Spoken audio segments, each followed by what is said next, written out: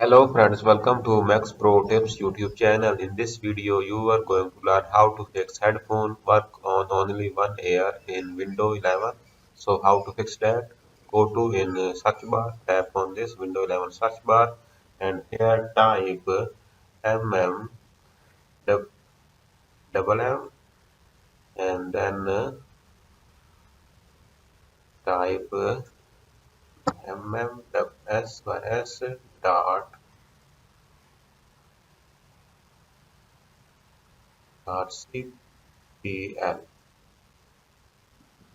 So here open this control panel and here is the speaker option. So double click on this or right click and go to property and then go to levels and then tap on panels.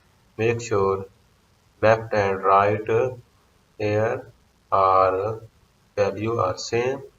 So if you want to increase volume, move to 100, both are 100 and then tap to OK. So for example, I'm going to 100% and tap on OK and OK. OK. So in this way, you fix your headphone that only work on one ear. So this is the video for today. I hope this video is helpful for you. If you have any query related to this solution, simply ask in the comment section. I will answer there. Thank you very much. See you soon in the next video.